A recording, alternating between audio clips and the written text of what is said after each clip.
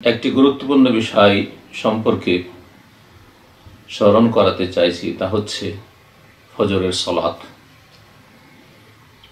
এই ফজরের সালাত মুসলিম এবং অমুসলিম, নিষ্ঠাবান মুসলিম আর কপট মুসলিম, এসবের মাঝে পার্থক্যকারী। মুসলিম জাতিকে বর্তমান সময়ে 3 ভাগে ভাগ করা যেতে পারে। এক শ্রেণীর মানুষ, যারা হচ্ছে সংখ্যাগরিষ্ঠ, তারা ফজরের সালাতে জাগতে পারে না, অথচ দুনিয়ার সমস্ত কাজের ক্ষেত্রে সজাগ। ফজরের সালাতে কেন জাগতে পারে না? এর উত্তর সেসব মুসলিম ভাইদেরকে যারা আল্লাহ পরকালে বিশ্বাসের দাবিদার এবং আল্লাহ রব্বুল আলমিনের রহমতের আশাবাদী, আখিরাতে রব্বুল আলমিনের সামনে প্রথম যখন দাঁড়াবেন, মুসলিম বলে পরিচয় দেবেন, তখন প্রশ্ন হবে সালাত সম্পর্কে। সেখানে মুসলিম আর কাফেরকে পৃথক করা হবে। নিষ্ঠাবান মুখলেস মুসলিম আর কপট মুনাফিক মুসলিমের মাঝে পার্থক্য করা হবে সেখানে, এবং পৃথক করে দেওয়া হবে।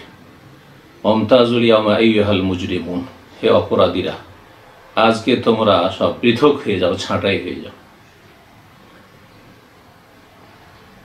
সিংহভাগ মুসলিম ফজরের সালাতে জাগেন না। ওদের কথা বললাম না যারা মোটেই সালাত পড়েন না, অথবা দ্বীন ইসলামের বিধিবিধানে আকীদাই শরিয়াই সন্দিহান, তাদের কথা বললাম না।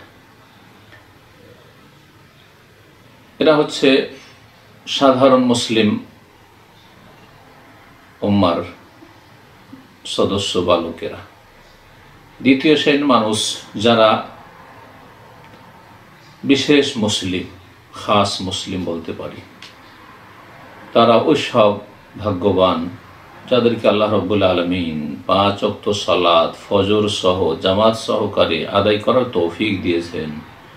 যাদেরকে এই তৌফিক আল্লাহ দিয়েছেন যে যথাসময় ফজরের সালাত আদায় করতে পারছেন, পুরুষরা জামাত সহকারে আদায় করতে পারছেন, মহিলারা আপন আপন বাসায় থেকে নিজ স্থানে থেকে যথাসময়ে সালাত আদায় করছেন, আল্লাহ শুকরিয়া আদায় করেন। লাইন শাকারতুম লাযিদান্নাকুম, আল্লাহ আপনাদের নিয়ামত আর বৃদ্ধি করবেন, ঈমান আমল দিন দুনিয়া সার্বিক কল্যাণ করবেন। কোরআন আল ফজর, আর ফজরের এই সালাত, ফজরের সালাতকে ফজরের কোরআন মানে ফজরের কিরাত, ফজরের তিলাওয়াত বলা হয়েছে কোরআন কারীমের ভাষায়। সূরাতুল ইসরাঈ, ইন্না কোরআন আল ফজরি কানা মাশহুদা, নিশ্চয়ই ফজরের তেলাওয়াতে অসংখ্য মালায়েকা উপস্থিত হয়ে থাকেন আল্লাহর পক্ষ থেকে রহমতের নির্দেশ নিয়ে। মালায়েকার অবতরণ, মালায়েকার উপস্থিতি রহমত নিয়ে আসে আল্লাহর পক্ষ থেকে। তৃতীয় শ্রেণীর মানুষ যারা হচ্ছে আখাসুল খাওয়াস, যারা হচ্ছে বিশেষদের মধ্যে বিশিষ্ট, যাদেরকে আল্লাহ বিশেষভাবে তৌফিক দিয়েছেন,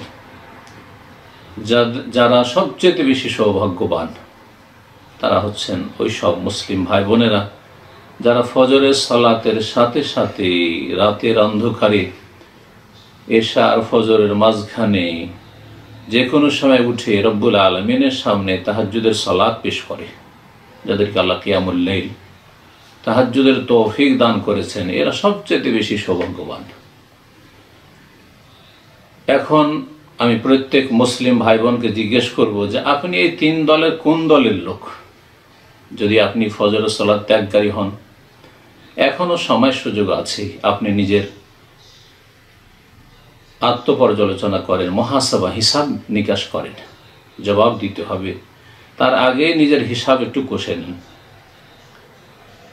আর যদি দ্বিতীয় শ্রেণীর মানুষ হন যে ফজর সালাত পড়তে পারছেন, তো আলহামদুলিল্লাহ পড়েন, তার সাথে সাথে আরও অগ্রগামী হওয়ার চেষ্টা করেন। ওয়াস-সাবিকুনা আস-সাবিকুন উলাইকাল মুকাররাবুন, তাই আল্লাহর সান্নিধ্য লাভ করতে পারবেন। আল্লাহর সাথে নির্জনে কথা বলার সুযোগ নেওয়ার চেষ্টা করেন, আল্লাহ যেন তৌফিক দান করেন।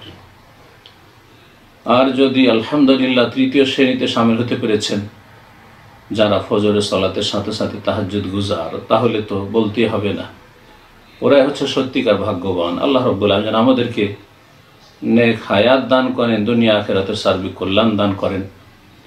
আল্লাহ রাব্বুল আলামিন আমাদেরকে ইসলামের উপর যেন প্রতিষ্ঠিত রাখেন।